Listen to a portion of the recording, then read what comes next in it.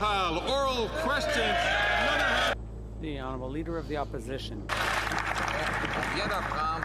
We've just learned that the Bloc will be voting to keep the most costly Prime Minister and most centralizing Prime Minister in history in power. A government that's doubled the cost of housing, doubled the national debt, increased the cost of groceries, broken our immigration system, pushing Quebec to the breaking point. How can the Bloc abandon Quebecers to prop up this Prime Minister, the most costly and centralizing one in our country's history? The Right Honourable Prime Minister. Once again, Mr. Speaker, we see the Leader of the Opposition is only concerned about his own political interests and not the interests of Canadians and Quebecers. That's why we're going to keep investing in Canadians. We're going to be there for Quebecers with health care, dental care, more child care places, instead of proposing cuts and austerity, which we know the Conservative leader would impose on everyone. The Honourable Leader of the Opposition.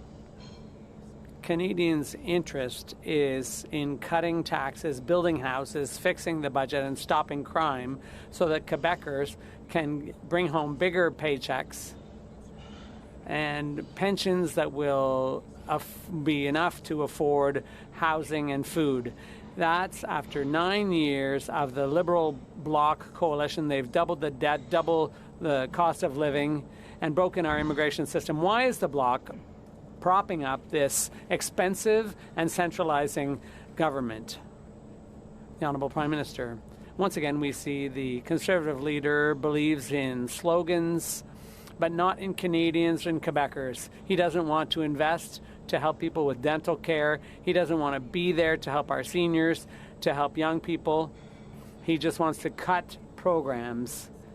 He voted against our climate action, against checks that people need, but he wants nothing to do with that. He's obsessed with his own thirst for power. We're concerned about Quebecers and Canadians, and we're working for them. The Honourable Leader of the Opposition. The NDP leader sold out Canadians to sign onto a costly coalition that doubled the debt, doubled the housing costs, sent 2 million people to food banks and 1,800 tent encampments. He voted 24 times for the carbon tax. And since he did his dramatic video, he's refused to answer 40 times whether he'd vote non-confidence. Now that he knows that the Bloc is going to keep the Liberals in power, he'll stand up and claim that he's voting against. Mr. Speaker, why won't the NDP stand up when it counts so that we can end this costly coalition and elect a common sense government?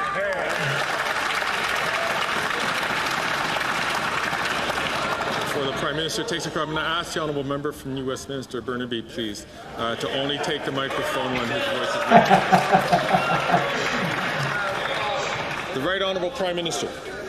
Mr. Speaker, once again, we see that the Leader of the Opposition enjoys his political games, enjoys chasing after his own political interests, and has not a second to care for Canadians' interests. He's actually in a bad mood because inflation has come down for Canadians. He doesn't care about their interests. That's why we're going to continue to deliver for Canadians. We're going to continue to step up with investments that are going to support Canadians, fight climate change, and build a brighter future for everyone.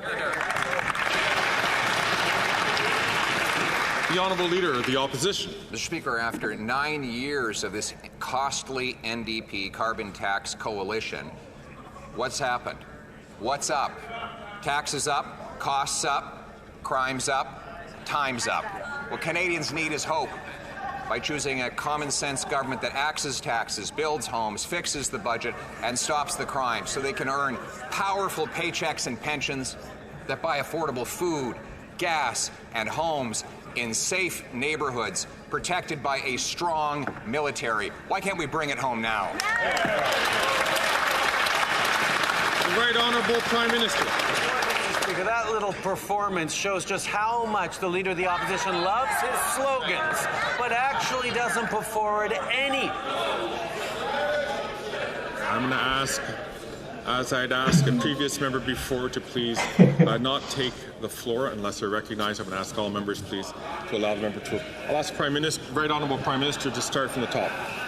Boy, Mr. Speaker, point out the performance of the Leader of the Opposition, and his colleagues get all upset because they know that he doesn't actually care about Canadians. He doesn't care about the programs we're delivering. He doesn't care about stepping up to support Canadians. He's actually in a bad mood because inflation has come down to 2%, Mr. Speaker, and it ruins his little just inflation slogan. He is so upset because he's cared about his own interests and not the interests of Canadians.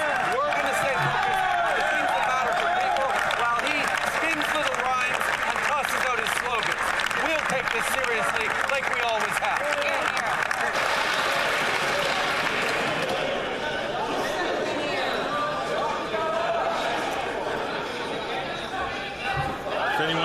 If anyone had any doubt, it's definitely Wednesday. The Honourable Leader of the Opposition. Mr. Speaker, the just inflation tagline works now better than ever. He can try to call himself Rocky Balboa and play fight songs to aggrandize himself as the star. But the people lined up at food banks, 2 million of them every month, know better. The people who are living in the 1,800 Ontario tent encampments know better. The 35 homeless encampments in Halifax, the people there know better. They know that we need to fire this costly carbon tax coalition so we can elect a common sense government that will bring it home for them.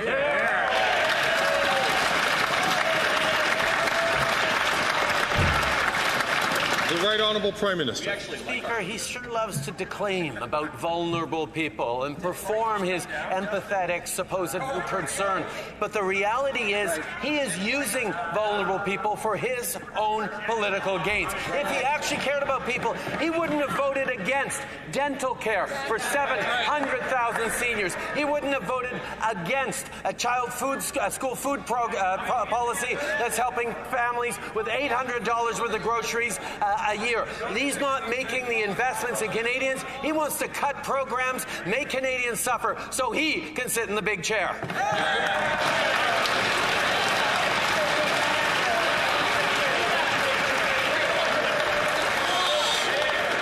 Alors. Order. So, folks, there you have it. You have two parties here going at each other again, the Conservative Party and the Liberal Party. Do you think Justin Trudeau's right that we should be more focused on climate change versus, focusing more on the pockets of Canadians? Because right now, the middle class is getting squished to the point that, it's at its breaking point. Houses are becoming increasingly unaffordable. You have wages coming down. You have an affordability crisis everywhere. Right now I'm in Edmonton, so I don't feel as much, but I'm pretty sure other places, such as BC or even Toronto, there's a lot of issues with affordability. So let me know what your comments and thoughts are about this video, and be sure to check out the part 2 of this. And as always, please do subscribe.